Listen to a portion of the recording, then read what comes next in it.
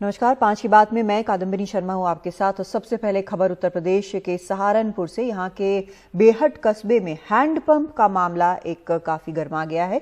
इस मामले को लेकर कल प्रशासन के साथ बैठक में कांग्रेस विधायकों ने चेतावनी दी थी कि अगर सुबह 10 बजे तक दोबारा हैंडपंप नहीं लगवाया तो उसी स्थान पर धरना प्रदर्शन किया जाएगा।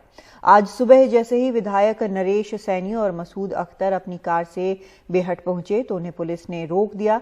इस दौरान अधिकारियों से विधायक की नोकझोंक भी हुई। कुछ देर के लिए विधायक सड़क पर ही धरना देकर बैठ गए। इसके बाद दोनों विधायकों को कार में बिठाकर सहारनपुर भेज दिया गया है। इस दौरान कांग्रेस कार्यकर्ताओं ने जमकर नारेबाजी की है।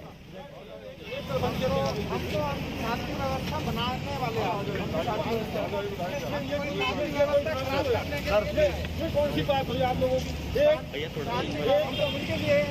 हम अमन नहीं चाहते तो हम वहाँ तरीके से न बैठते। हम चाहते अमन हो।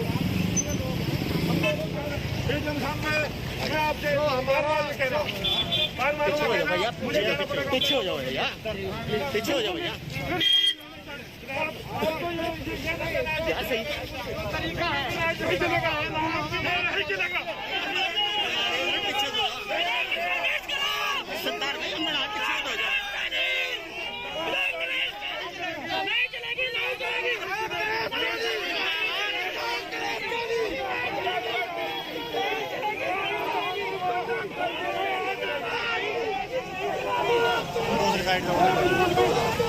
क्या आपके रेस्टिंग के लिए है? रेस्ट के अमन के लिए पुलिस जान देने के लिए तैयार हूँ, लेकिन हमारे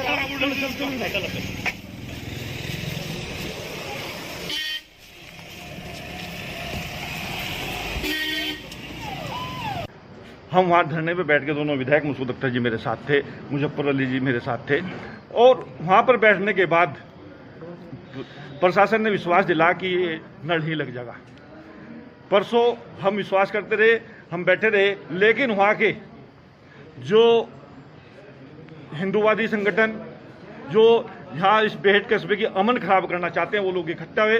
उन्होंने वहाँ के जाकर हनुमान चालीसा पढ़ा और बजरंग दल के लोग थाने पर नंगा नाच किया। उन्होंने प्रशासन उनके दबाव में आ गया। लेकिन मैं आज अपने कस्बे के लिए, अमन चैन के लिए, हम दोनों साथी, हम दोनों भाई, हम अमन के लिए वहाँ गए थे और हमें निवेदन करा प्रशासन से, हम अमन के लिए आए हैं, हम चाहते हैं शांति व्यवस्था बनी रहे, तो हमें दोनों विधायकों को गिरफ्तार करने का काम किया। माननीय विधायक और सदर के माननीय विधायक और उनके कुछ समर्थक धरना प्रदर्शन के लिए उस पॉइंट पे जा रहे थे और सूचना मिलते ही बेहट पुलिस ने उनको गिरफ्तार किया है। रास्ते से ही गिरफ्तार किया, गिरफ्तार करके यहाँ पे पुलिस लाइन सहारनपुर ले आई है।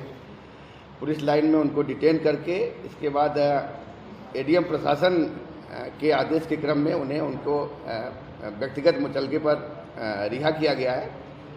और पकड़ के संबंध में एडीएम प्रशासन और पुलिस अधीक्षक देहात द्वारा इसका वहाँ पे जांच पड़ताल की जा रही है।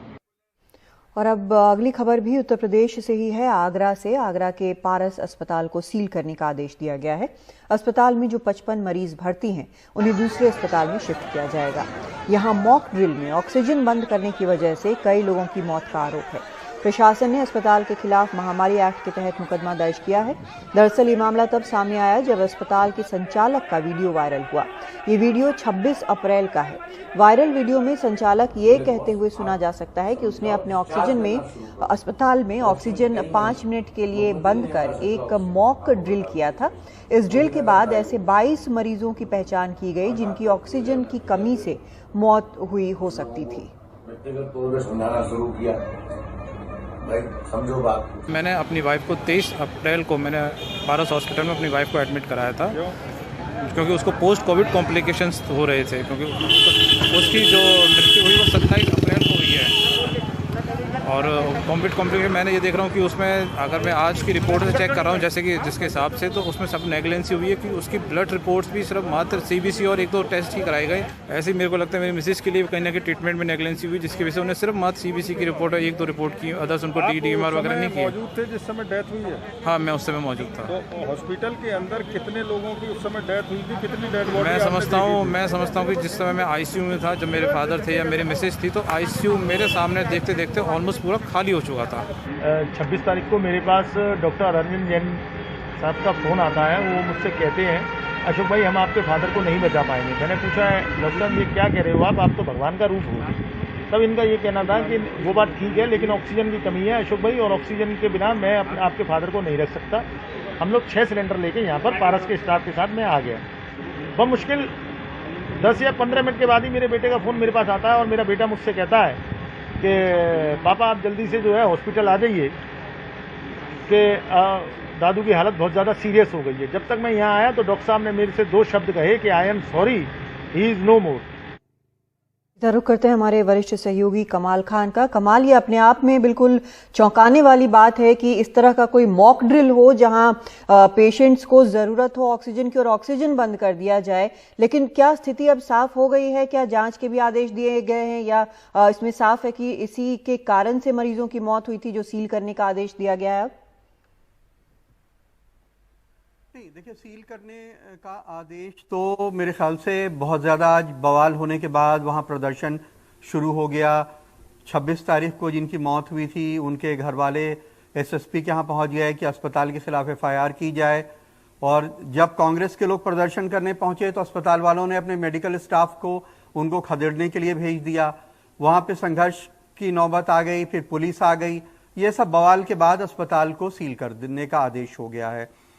और पैंडेमिक एक्ट में उनके ऊपर मुकदमा हुआ है क्योंकि सरकार का कहना है कि ऑक्सीजन थी, उन्होंने झूठ बोला। लेकिन उस दिन कितने लोग मरे ये तो जांच से पता चलेगा, लेकिन अस्पताल के मालिक ये अभी भी कैमरे पे ये एडमिट कर रहे हैं, ये मान रहे हैं कि उन्होंने मॉक ड्रिल करी। ये कोरोना की 2 लहर आने के बाद इस मुल्क में अनपढ़ आदमी भी जानता है कि ऑक्सीजन की कमी जो है वो पल्स ऑक्सीमीटर से चेक हो जाती है, और किसी को अगर बाहर के ऑक्सीजन सपोर्ट की जरूरत है तब वो प्रेशर से ऑक्सीजन दी जाती है, चाहे सिलेंडर या कॉन्सेंट्रेटर या कोई भी चीज लगा करके। लेकिन अस्पताल में किसी आज तक ऐसा नहीं हुआ कि ऑक्सीजन की सेंट्रल सप्लाई को बंद कर दिया जाए 5 मिनट तक, और वहां 96 मरीज भर्ती हों कोरोना के, और फिर उसमें से छाटा जाए कि कितने लोग जो हैं अब वो मरने की कगार पे पहुंच गए हैं। अस्पताल के मालिक कह रहे हैं कि 22 लोग जो हैं वो मरने वाले थे और पता चल गया कि ये मरने वाले हैं और वो नीले पड़ गए थे। ये जो उनके वायरल वीडियो में है कि हमने कहा कि और ट्रायल करते हैं, एक मॉक ड्रिल कर ली जाए। किसी की सेहत के साथ मॉक ड्रिल करने, ट्रायल करने की इजाज़त कहीं भी मेडिकल साइंस नहीं देता है, ना नैतिकता देती है और ना कानून देता है। कौन कितना सीरियस है, ऑक्सीजन की कितनी ज़रूरत है, उसको 1000-1200 रुपए का एक पल्स ऑक्सीमीटर से पता चल सकता है। उसके लिए ऑक्सीजन की सेंट्रलाइज सप्लाई बंद करने की जरूरत नहीं होती है। तो आज ये सब हंगामा होने के बाद अस्पताल को सील करने के आदेश हुए हैं और पैंडेमिक एक्ट में उनके ऊपर मुकदमा कायम किया गया है। जी, लेकिन मुकदमा दूसरी चीज के लिए, जैसा आपने बताया कि उनके पास ऑक्सीजन था, उन्होंने झूठ बोला, इस बात के लिए है। क्या इस बात की कोई भी जांच होगी कि आखिर उन्होंने ये इस प्रकार का फैसला कैसे लिया जहां पर मरीजों की जान पर बनाई? बिल्कुल, सीएमओ ने कल ये कहा था कि हमने एक जांच टीम गठित की है और 2 दिन में वो जांच करके बताएगी। क्योंकि देखिए, अगर हमारी बॉडी की स्ट्रेंथ तय करनी है तो उसके लिए मेडिकल साइंस में कुछ तरीके होंगे, कुछ टीएमटी करेंगे या कोई अलग अलग तरह के टेस्ट किए जाएंगे। ऐसा नहीं कि कोई आदमी हमारे ऊपर 100 मुक्के मारे और देखे कि 100 मुक्का मारने पे ये मरे या नहीं मरे। अगर मर गए तो कहेंगे भाई इनकी ये मजबूत आदमी नहीं थे, और नहीं मरे तो कहेंगे इनकी बॉडी का स्ट्रेंथ सही है। ऐसा कैसे हो सकता है कि जो लोग एक एक सांस के लिए संघर्ष कर रहे हैं, अस्पताल में भर्ती हैं, आप ऑक्सीजन की सेंट्रलाइज सप्लाई बंद कर दीजिए 5 मिनट तक, आप इतने आराम से बात कर रहे हैं, कह रहे हैं कि हम तो मॉक ड्रिल कर रहे थे, 22 जो हैं वो छंट गए और वो नीले पड़ गए थे। कोई डॉक्टर किसी अस्पताल में ऐसा कैसे कर सकता है? जी, हो सकता है कि ये जांच हो तो इस बिंदु के ऊपर भी हो, लेकिन अभी तो पैंडेमिक एक्ट में केस हुआ है। जी, बहुत शुक्रिया आपका कमाल इस पूरी जानकारी के लिए। तो अगर जांच होती है इस पर तो ये साफ होगा कि ये क्या हुआ, लेकिन ये भयानक ये मामला है जिसकी जांच होनी ही चाहिए। दूसरी तरफ बात करते हैं एक सांसद की, नवनीत राणा हैं, उनका जाति प्रमाण पत्र खारिज हो गया है। बॉम्बे हाई कोर्ट ने जाति प्रमाण पत्र को अमान्य बताया है। चुनाव लड़ने के लिए फर्जी जाति प्रमाण पत्र का ये मामला है। अनुसूचित जाति से न होकर भी अनुसूचित जाति का प्रमाण पत्र दिया गया है। ऐसा कहा जा रहा है जिस अमरावती सीट से सांसद वो हैं वो असल में अनुसूचित जाति के लिए आरक्षित है। पूर्व शिवसेना सांसद आनंद राव अडसुले ने ये चुनौती दी थी और कहा था कि उनका जो प्रमाण पत्र है, जाति प्रमाण पत्र, वो सही नहीं है। कोई भी न्यायालय जब अगर कोई निर्णय देता है तो उसे रिस्पेक्ट करना चाहिए एज ए भारतीय नागरिक, और वो मैं करती हूँ। तो उसी के बेस पर जो 6 हफ्ते का स्टे मुझे कोर्ट में दिया गया, हाई कोर्ट में, उसी के बेस पे जाकर मैं सुप्रीम कोर्ट में न्याय की गुहार लगाऊंगी। जो केस पिछले 9 वर्षों से चल रहा था, जिस बेस पे मैं लड़ रही थी, जिस कागज पेपर में लड़ रही थी, उस पे मुझे पूरा विश्वास है कि सुप्रीम कोर्ट में मुझे न्याय मिलेगा। और इसके पीछे कहीं ना कहीं कहां पर खिचड़ी बनी है, खिचड़ी कहां पे किस तरीके से बनी है, उसे मुझे स्पष्टीकरण देने की जरूरत नहीं है। वो सभी को पता है कहां पे कैसे क्या करके बना है ये सब। रुक करते हैं हमारे सहयोगी सुनील सिंह का। सुनील, ये जो नवनीत राणा खिचड़ी की बात कर रही हैं कि कहां क्या खिचड़ी पकी है सबको पता है, क्या खिचड़ी है ये? देखिए, वो किस खिचड़ी की बात सही तौर पे कर रही हैं वो तो वही जाने। हालांकि उन्होंने बातचीत में स्पष्ट कर दिया कि वो न्यायालय के फैसले का स्वागत करती हैं, लेकिन एक बात जरूर है कि शिवसेना की वो मुखर विरोधी हैं और उनका कहीं न कहीं इशारा शिवसेना की तरफ है कि किस तरह से सरकार जो है उनके खिलाफ एक तरह से साजिश रची है, ये उनका इशारा हो सकता है। बहरहाल जो फैसला आया है वो बॉम्बे हाईकोर्ट का आया है और सभी सबूतों के दस्तावेजों के आधार पर आया है और उससे इस अदालत का फैसला साफ कहता है कि जो जाति प्रमाण पत्र नवनीत राणा ने बनाया है, जो उन्होंने लोकसभा सदस्य के चुनाव लड़ने के लिए दिया था, वो एक जाली है, फर्जी है, गलत पाया गया है, इसीलिए अदालत ने उसे निरस्त कर दिया है। इतना ही नहीं, तो उसके पीछे की उनकी भावना है, जिसको हम इंटेंशन कहते हैं, उसको गलत मानकर बाकायदा 2 लाख रुपए का जुर्माना भी लगाया गया है और 6 सप्ताह का वक्त दिया गया है कि उन्हें उस प्रमाण पत्र को वो सरेंडर करें जो कि समिति है उसके पास। और साथ में ये भी कहा गया है कि इस पूरे मसले पे जिस तरह का कार्रवाई बनती है उस कार्रवाई को भी पूरा किया जाए, यानी कि अंजाम दिया जाए। यानी कहीं न कहीं अदालत के फैसले में कहीं इफ या बट कहीं नहीं दिखाई पड़ रहा है। वो साफ तौर पर यह है कि ये फर्जी। हाँ, नवनीत राणा के पास ये जरूर सहूलियत है कि वो इस फैसले के खिलाफ सुप्रीम कोर्ट में चुनौती दे सकती हैं, जैसा कि वो कह रही हैं, और उसके खिलाफ वो कानूनी लंबी लड़ाई ले जा सकती हैं। लेकिन एक कानूनी लंबी लड़ाई लड़ना, एक लंबी लड़ाई तक खींचना, वो अलग बात है, लेकिन आपकी जो प्रामाणिकता होती है उस पर एक सवाल उठ जाता है। तो नवनीत राणा का दामन तो दागदार हो गया है इस फैसले के बाद। अब वो भले सफाई देते रहें कि इसके पीछे राजनीति है या फिर कोई साजिश है। जी, बहुत शुक्रिया आपका सुनील इस पूरी जानकारी के लिए। तो अब नवनीत राणा कह रही हैं कि वो सुप्रीम कोर्ट जाएंगी। फिलहाल एक ब्रेक लेते हैं। उत्तर प्रदेश में आगामी विधानसभा चुनाव को लेकर सियासी पार्टियों ने तैयारी शुरू कर दी है। आजाद समाज पार्टी और भीम आर्मी के प्रमुख चंद्रशेखर आजाद भी जोर शोर से तैयारी में जुटे हैं। एनडीटीवी से बातचीत में उन्होंने कहा कि यूपी में जो जंगल राज है, योगी सरकार में असुरक्षा का माहौल है और ऐसे सरकार को रोकने के लिए बड़े गठबंधन की जरूरत है। उन्होंने कहा कि सपा और आरएलडी के साथ समझौता हो सकता है क्योंकि हम सब बीजेपी को रोकना चाहते हैं। हमारे सहयोगी राजीव रंजन ने भीम आर्मी के प्रमुख से खास बातचीत की। उत्तर प्रदेश में विधानसभा चुनाव होने में 7-8 महीने बचे हुए हैं। राजनीतिक दलों ने अपनी तैयारियां शुरू कर दी है। इस बारे में बातचीत करते हैं पहली बार विधानसभा चुनाव लड़ने जा रहे आजाद समाज पार्टी और भीम आर्मी के प्रमुख चंद्रशेखर आजाद रावण से। विधानसभा चुनाव में क्या अकेले उतरेंगे या किसी अन्य पार्टी के साथ साझेदारी करेंगे आप? देखिए, उत्तर प्रदेश मेरी कर्म भूमि और जो उत्तर प्रदेश में जंगल राज योगी सरकार में चल रहा है, उस जंगल राज से मुक्ति के लिए चाहे कोरोना काल हो या अब तक 4.5 साल की जो सरकार रही है, उसमें जिस तरह का उत्तर प्रदेश का माहौल बना हुआ है, सुरक्षा सभी लोगों में है और रोजगार से लेकर सब जगह पर आरक्षणों की हकमारी जारी है। ऐसे में भाजपा को रोकने के लिए एक बड़े गठबंधन की जरूरत है और मैं इसमें एक अहम भूमिका अदा करूंगा, क्योंकि मुझे उत्तर प्रदेश के लोगों की चिंता और मैं इस जंगल राज में अब उनको ज्यादा दिन जीने नहीं दूंगा। तो क्या अखिलेश की जो समाजवादी पार्टी है, जयंत का आरएलडी के साथ आपका समझौता हो सकता है?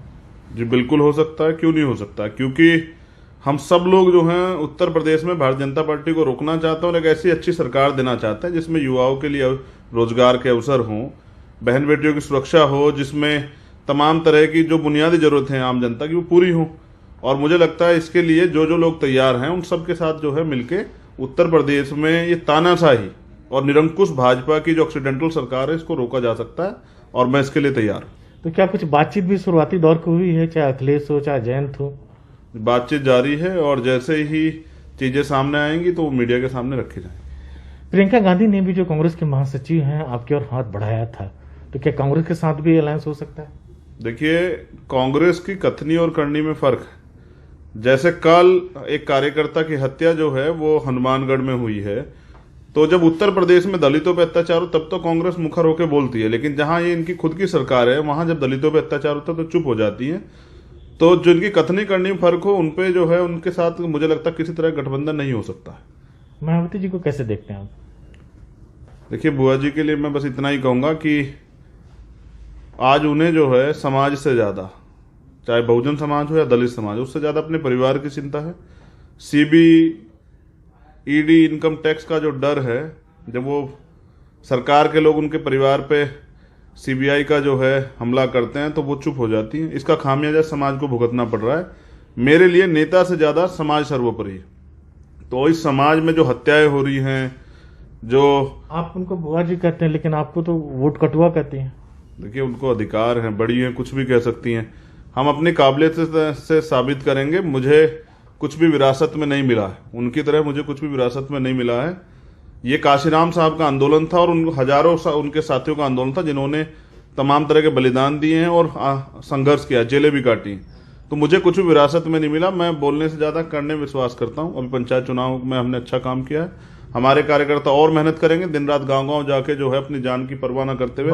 बसपा के साथ कुछ अलायंस नहीं हो सकता कि बहुजन समाज की लड़ाई लड़ रहे हैं। देखिए, अलायंस की बात यह है कि अब फैसला उनके, अब गेंद जो है उनके पाले में। हमें बहुजन समाज की लड़ाई लड़नी है और वो लड़ाई एसी के कमरों में बैठ के नहीं लड़ी जा सकती। उसके लिए सड़क पे आना पड़ेगा, आंदोलन करने पड़ेंगे। इस लड़ाई में, न्याय दिलाई लड़ाई में जेल भी होगी, मुकदमे भी होगी, इनकी परवाह नहीं की जा सकती है। तो जब हम सरकार में नहीं है तो विपक्ष की भूमिका अदा करनी पड़ेगी और वो ट्वीट से नहीं होती। उसके लिए आंदोलन करने पड़ते हैं और आजाद समाज पार्टी और भीम आर्मी के नौजवान इसके लिए तैयार हैं। तो मायावती जी केवल ट्वीट कर रही हैं आजकल, सड़क पर नहीं आ रही? ये तो आप खुद बता सकते हैं कि वो कब सड़क पे आई थी। मुझे उनसे ज्यादा जो है इस बहुजन समाज की चिंता है, जो गुलामी की जिंदगी जो है 4.5 साल के बीजेपी सरकार में जी रहा है। उनकी आजादी के लिए आजाद समाज पार्टी मेहनत कर रही है और रिजल्ट जो है 2022 के बाद आपको देखने को मिलेंगे। क्या विपक्ष जो है इस बार का विधानसभा चुनाव में है कुछ धमाल कर सकता है? जी बिल्कुल धमाल करेगा। और पश्चिम बंगाल की तरह यहां से भी जो है, उत्तर प्रदेश से भी भाजपा की जो है, भाजपा को ये यहाँ की जनता निकाल फेंकेगी। क्योंकि जो कोरोना काल में हुआ है, आप देख रहे हैं कि जो डेड बॉडियां हैं वो उनको कुत्ते नोच रहे हैं और युवा रोजगार के लिए परेशान हैं। महिलाओं पे रोज जो है, कल ही मैंने ट्वीट किया था कि 4-4 एक दिन में, एक जिले में 4-4 रेप की घटनाएं हो रही हैं और पुलिस जो है सिर्फ तमाशा देख रही है। तो खाकी को भी सरकार में बैठे हुए निकम्मे जो नेता हैं उन्होंने डरा रखा है और उनको जो है, उनको भी जो है काम नहीं करने दे रही। तो इस तानाशाही सरकार से उत्तर प्रदेश की जनता मुक्ति चाहती है। उस मुक्ति के मार्ग में मैं सबसे आगे खड़ा हुआ हूं। एक अंतिम सवाल की बीजेपी की बात करें तो दिल्ली से लेकर लखनऊ तक में बहुत सारी सरगर्मियां अभी सुनने को आ रही है। देखिए, बार बार एक्सीडेंट नहीं होता है। सब जानते हैं योगी जी एक्सीडेंटल मुख्यमंत्री हैं, क्योंकि केशव प्रसाद मौर्य जी के नाम पे पिछड़े वर्ग के लोगों के घर घर जाके वोट मांगा था कि इस बार पिछड़े वर्ग का मुख्यमंत्री बनेगा, लेकिन बनाया योगी आदित्यनाथ का। और उनका कार्यकाल आप देख लीजिए, कोई समाज का, उत्तर प्रदेश के किसी जाति धर्म का कोई व्यक्ति सुखी नहीं है। तो मुझे लगता है दोबारा एक्सीडेंट नहीं होगा। और कुछ भी हो, बीजेपी का कोई भी बने, लेकिन उनकी नीति अच्छी नहीं है तो उत्तर प्रदेश को उत्तम प्रदेश बनाने के लिए एक मजबूत सरकार की जरूरत है, जो 2022 में आजाद समाज पार्टी देगी। तो ये थे भीम आर्मी प्रमुख के जो चंद्रशेखर आजाद रावण, जिनका ये कहना है कि इस बार जो अगली बार जो चुनाव होंगे यूपी विधानसभा का, उसमें विपक्ष का जो है चेहरा जो है यूपी में राज करेगा। अब देखना यह है कि जनता इनकी बातों पर कितना भरोसा करती है। नई दिल्ली से राजीव रंजन, एनडीटीवी इंडिया।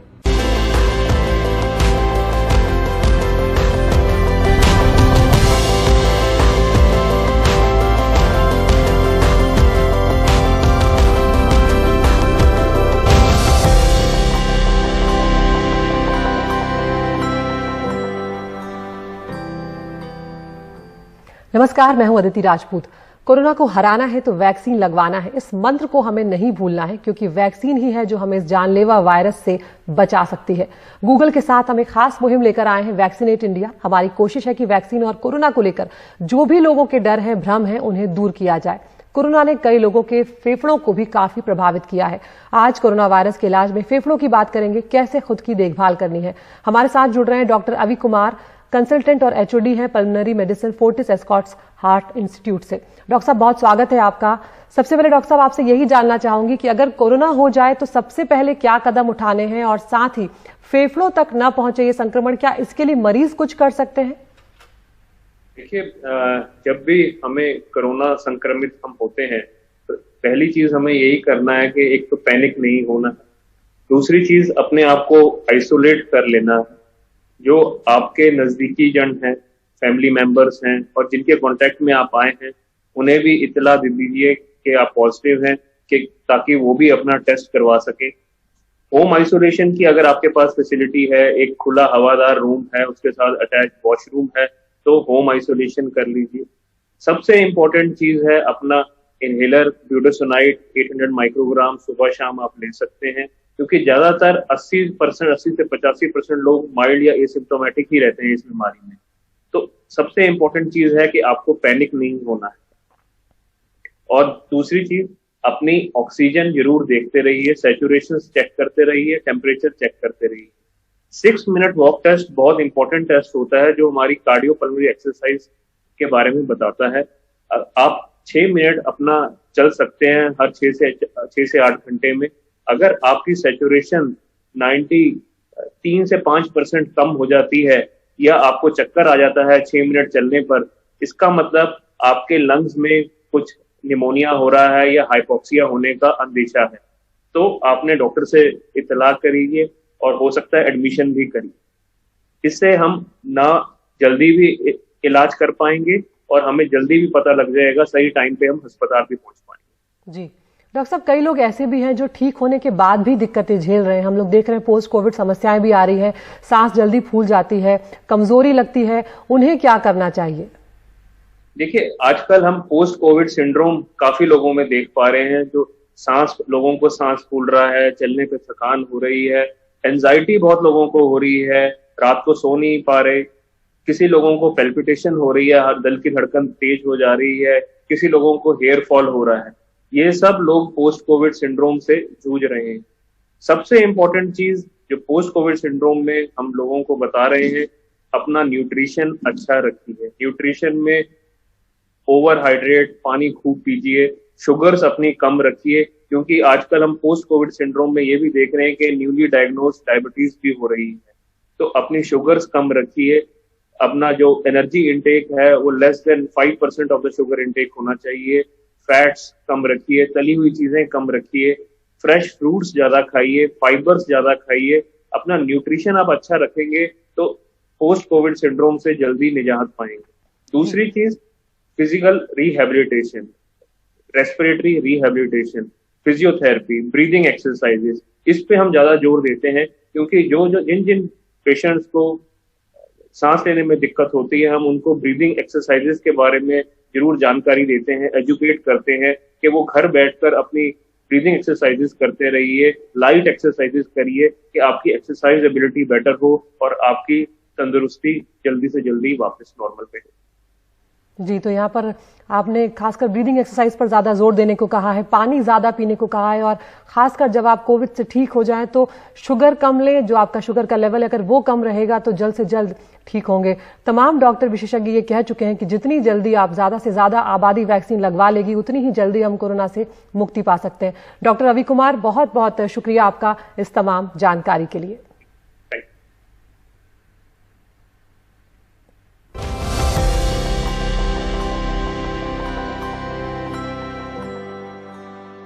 बिहार में लॉकडाउन खत्म कर दिया गया है। मुख्यमंत्री नीतीश कुमार ने आज ट्वीट करके कहा कि लॉकडाउन से कोरोना संक्रमण में कमी आई है, अतः लॉकडाउन खत्म करते हुए शाम 7 बजे से सुबह 5 बजे तक रात्रि कर्फ्यू जारी रहेगा। 50% उपस्थिति के साथ सरकारी एवं निजी कार्यालय 4 बजे अपराह्न तक खुले रहेंगे। दुकान खुलने की अवधि 5 बजे अपराह्न तक बढ़ेगी। ऑनलाइन शिक्षण कार्य किए जा सकेंगे। निजी वाहन चलने की अनुमति रहेगी। ये व्यवस्था अगले 1 सप्ताह तक रहेगी। अभी भी भीड़भाड़ से बचने की आवश्यकता है।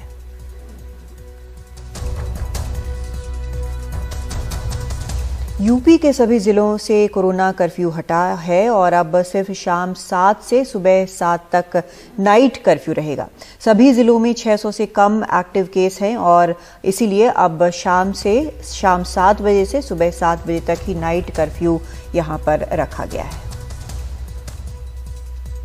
वाराणसी में भी करीब 40 दिन बाद जनता कर्फ्यू खत्म हो गया है। इसके बाद यहां की दुकानें खुलने लगी हैं।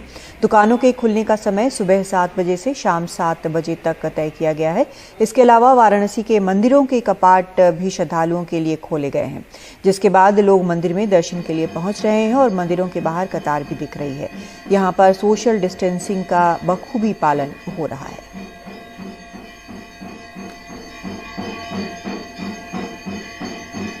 उत्तर प्रदेश में ज्यादातर जिलों से कोरोना की पाबंदियां हटा ली गई हैं। जिन जिलों में 600 से कम कोरोना के मरीज मिले हैं, यानी कि फिलहाल कहीं पे भी अब इतने मरीज नहीं है, तो सभी जिलों से कर्फ्यू हट गया है। वाराणसी में भी कर्फ्यू हटा लिया गया है, लेकिन यहाँ के दुकानदारों को 15 दिनों में टीका लगवाना पड़ेगा। अगर वो ऐसा नहीं करेंगे तो उन्हें दुकान बंद करने की सलाह दी जाएगी। बनारस के सिगरा इलाके में मोनू ने कई दिन बाद अपनी चाय की दुकान खोली है। ग्राहक भी जुट रहे हैं। हमारी दुकान लगभग 40 दिन बाद खुल रही है और 40 दिनों में बड़ी मुसीबत थी। 12 लोग का मेरा परिवार है, बहुत मुश्किल से चल पाया है। चूँकि अब डीएम साहब के आदेश पे दुकान खुलने लगी है तो थोड़ा अंदर उत्साह है कि अब रोजी रोटी मेरी चलने लगेगी। मोनू टीका लगवा चुके हैं, पर बनारस के बहुत से दुकानदारों ने अभी टीका नहीं लिया है। ऐसे दुकानदारों के लिए जिलाधिकारी ने एक नया नियम लागू किया है। 18 से लेकर 45 वर्ष के आयु वर्ग के जो व्यापारी हैं उनको 15 दिन का समय हम दे रहे हैं, ताकि वो अपना पोर्टल पर रजिस्ट्रेशन करा के 15 दिन में अपना वैक्सीनेशन करवा लें। 15 दिन के बाद हम लोग देखेंगे कि वास्तव में जिनका वैक्सीनेशन पूरा हो गया हो, जिसमें व्यापारी वर्ग भी शामिल है, उन पे काम करने वाले जितने कर्मचारी हैं वो भी शामिल हैं, जो वैक्सीनेट हो चुके हों, तभी हम लोग उनके प्रतिष्ठान खुलवाएंगे। अन्यथा जब तक वो वैक्सीनेट नहीं होते हैं तब तक उनको सलाह दी जाएगी कि वो बंद ही रखें। अब इस नियम के बाद कई दुकानदार फिर से चिंतित हैं। जहाँ तक वैक्सीनेशन का सवाल है, मैं इसका विरोधी नहीं हूँ, ये लगना चाहिए, पर इस तरह का जो हार्ड एंड फास्ट रूल है ये ठीक नहीं है।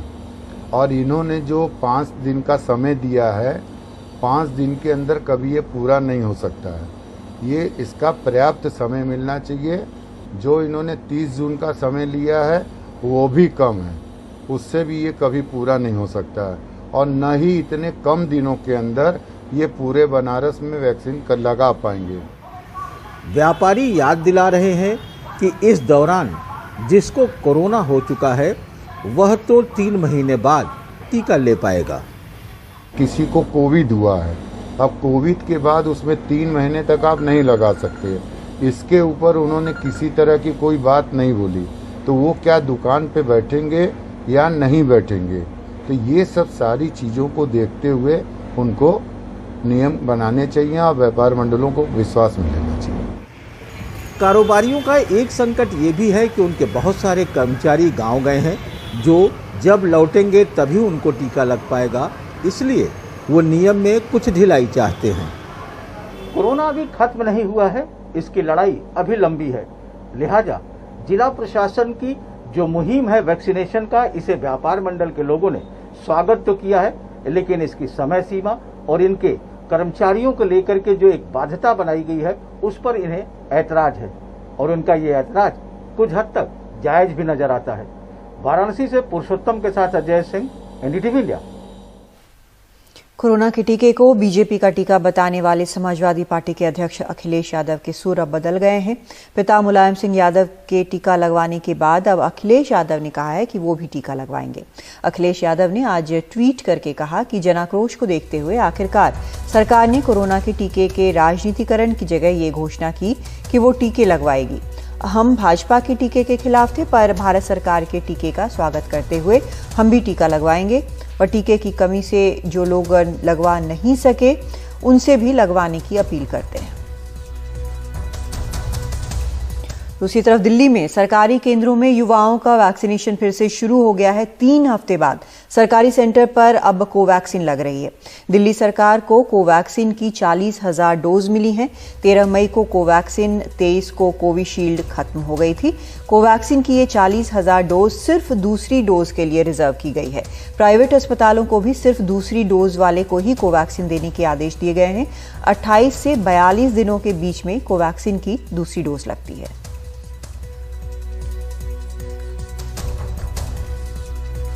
और फिर से खुले रोहिणी सेक्टर 9 के एक टीका केंद्र से हमारे सहयोगी शरद शर्मा की रिपोर्ट देखिए।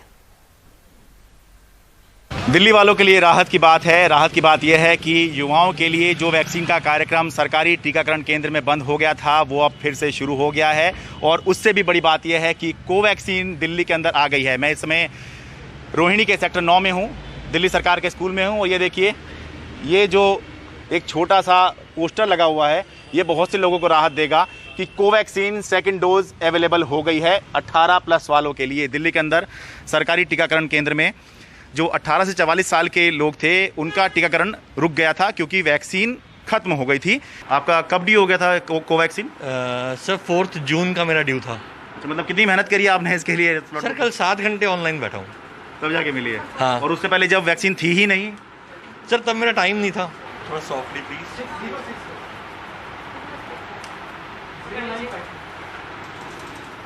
देखिए, ये टीकाकरण कार्यक्रम चल रहा है और यहाँ पर जिन्होंने वैक्सीन लगवा ली है सारे ऑब्जर्वेशन के लिए बैठे हैं। आपका कब से ड्यू था सेकंड डोज? 2 जून। 2 जून से आपका ड्यू था, तो ये तो काफ़ी दिन हो गए। हाँ, बहुत मुश्किल हुई मुझे वो करने में, एनरोल करने में। काफ़ी पहले तो मेरी साउथ दिल्ली हुई थी, वो पेड थी। अच्छा। क्योंकि वहाँ जाना बहुत मुश्किल हो रहा था मेट्रो की वजह से। मतलब आपको बस ये था कि मिल जाए आपको? हाँ। अच्छा, चाहे पेड मिले चाहे फ्री मिले, वो एक इशू नहीं था? नहीं, वो इशू नहीं था, बट था कि अगर यहाँ नहीं मिली तो मुझे बहुत दूर जाना पड़ेगा, जो कि अभी इस वक्त इतना ट्रैवल करना सेफ नहीं है। आपका कब से ड्यू था? सर 3 तारीख से। 3 तारीख। कुछ चिंता हो रही थी मन में कि मिलेगी नहीं मिलेगी? थोड़ी बहुत हो रही थी, लेकिन देखो अपनी स्टेट गवर्नमेंट और सेंट्रल गवर्नमेंट पे पूरा भरोसा है, जो इस देश के लिए लगातार काम कर रही हैं। अभी 40,000 वैक्सीन डोज जो हैं कोवैक्सीन की दिल्ली को मिली हैं। और अहम बात जो बताने वाली है वो ये है कि दिल्ली सरकार ने अब ये फैसला किया है कि ये जो वैक्सीन की डोज आई हैं ये केवल और केवल सेकंड डोज वालों को ही दी जाएगी। मेरे साथ स्कूल के प्रिंसिपल हैं जयंती गुप्ता जी। मैम, बहुत बहुत स्वागत है आपका। थोड़ा बताइए मैम, कब से स्कूल में टीकाकरण कार्यक्रम बंद हो गया था और कब से फिर शुरू हुआ है 18 से 44 साल के लोगों के लिए? 18 से 44 साल के लोगों के लिए 3 मई से शुरू हुआ था। हाँ। और 12 मई तक यहाँ पे चला सेंटर। और उसके बाद 13 मई से यहाँ वैक्सीन अवेलेबिलिटी नहीं थी, जो कि कल यानी 7 जून से फिर से शुरू हुई है। तो जब 18+ की बंद हुई थी तो फिर कोविशील्ड का 45+ का सेंटर यहाँ चल रहा है। लेकिन उसमें लोग कम आते हैं? हाँ, उसमें लोग कम आ रहे हैं। एक तो गैप बढ़ गया है। हाँ। सेकेंड डोज का। हाँ। और दूसरा काफ़ी को शायद पहले लगी चुकी है। हाँ।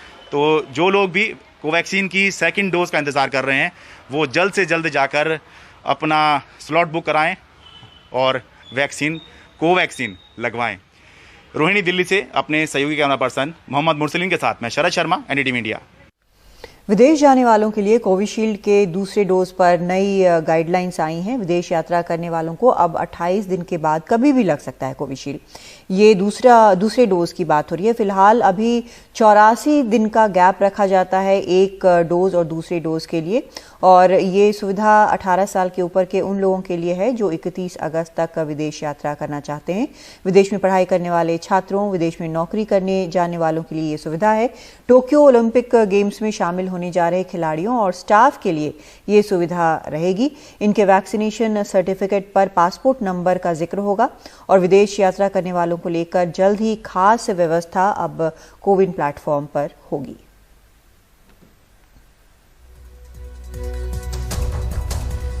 कोरोना की दूसरी लहर के दौरान महाराष्ट्र के लोगों ने इस महामारी का सबसे अधिक प्रकोप झेला है। यहां मौत का आंकड़ा 1 लाख के पार हो चुका है। भारत में कोरोना से 29% मौतें महाराष्ट्र में ही हुई हैं। स्टेट टास्क फोर्स का कहना है कि राज्य ने मौत के आंकड़े ईमानदारी से दिखाए। आईएमए कहती है ग्रामीण इलाकों में तैयारी कम थी। पूजा भारद्वाज की रिपोर्ट।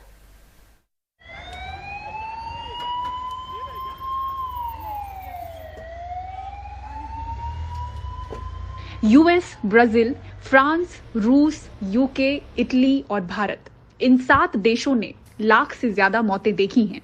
महाराष्ट्र कोरोना की वजह से 1 लाख पार मौतें दर्ज करने वाला भारत का अकेला राज्य है। पिछले साल 9 मार्च को राज्य में कोरोना संक्रमण का पहला मामला सामने आया था। तब से लेकर अब तक 453 दिनों में राज्य में 1,130 लोगों की मौत हो चुकी है, यानी हर दिन औसतन लगभग 220 लोगों ने दम तोड़ा है। देश की कुल 3,49,186 कोविड मौतों में 29% मौतें सिर्फ महाराष्ट्र में हुई हैं। 1 अप्रैल से 6 जून तक राज्य ने 45,232 मौतें देखी हैं, यानी महाराष्ट्र ने 45% मौतें बीते 67 दिनों में ही देखी हैं। राज्य में संक्रमण का आंकड़ा 58 लाख पार हो चुका है। महाराष्ट्र स्टेट टास्क फोर्स का कहना है कि राज्य ने मौत के आंकड़े पेश करने में ईमानदारी दिखाई है, इसलिए संख्या ज्यादा नजर आ रही है। जो एक साउंड प्रोसेस है कि हर डेथ को कैप्चर किया जाए, हर पेशेंट को कैप्चर किया जाए, ये शायद ही किसी और राज्य में हो। तो मेरे ख्याल से ये जो रिपोर्टिंग है, ये ऑनेस्ट रिपोर्टिंग की वजह से जो है हम लोग देख रहे हैं कि केसेस जरा है जो ज्यादा दिख रही है। एक तो कारण ये है, स्वाभाविक है। दूसरा कारण ये है कि जो सेकेंड वेव आई थी वो बहुत जोर से आई और हमारे केसेस बहुत बढ़ गए। इससे जो लास्ट 3 या 4-5 महीने हैं, शायद उसमें परसेंटेज जो है डेथ की वो ज्यादा दिख रही है। इधर इंडियन मेडिकल एसोसिएशन महाराष्ट्र का मानना है कि ऑक्सीजन की किल्लत और ग्रामीण इलाकों में कम सुविधाओं के कारण मौतें ज्यादा हुई। ग्रामीण इलाकों में ये मौतें ज़्यादा हो रही थी और उसकी 2 मेन वजह है कि ग्रामीण इलाकों में जो मूलभूत सुविधा होनी चाहिए वो भी कम है और लोगों में हेल्थ अवेयरनेस भी कम है। दूसरे लहर में ऑक्सीजन की बहुत ही कमी पड़ गई। महाराष्ट्र में दिन में 1200 मीट्रिक टन ऑक्सीजन तैयार किया जाता है, लेकिन दिन की ज़रूरत अप्रैल महीने में कम से कम 2400 से 3000 मीट्रिक टन प्रतिदिन रहती थी और वो इतनी कमी ऑक्सीजन होने के वजह से कई लोगों की मौत हो गई। इसलिए अप्रैल महीने में महाराष्ट्र में सबसे ज्यादा मौतें हो गई, जो देश में करीब 44% मौतें महाराष्ट्र से थी। मुंबई शहर में अब तक कुल 15,038 मौतें कोविड से हुई हैं। बीते 67 दिनों में 3,334 लोगों की जान गई, यानी शहर की कुल मौतों का 22%। बीती लहर में पीक के दौरान मुंबई ने रोजाना 100 पार भी मौतें देखी, लेकिन दूसरी लहर में शहर का कभी भी एक दिन में 100 पार से सामना नहीं हुआ।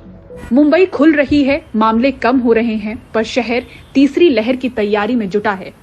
तीसरी लहर की जो महानगर पालिका की सूचना आ चुकी है, उस हिसाब से तैयारियां बीकेसी में तो ऑलरेडी 2350 बेड ऑलरेडी चल रहे हैं।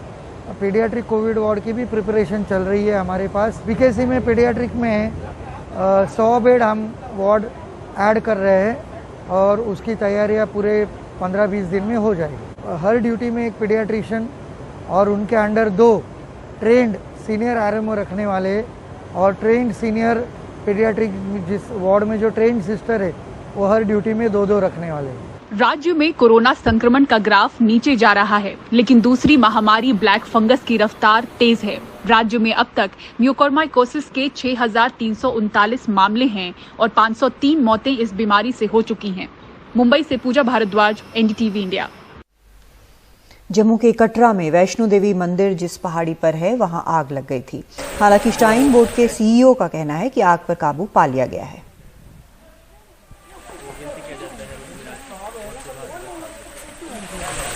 YouTube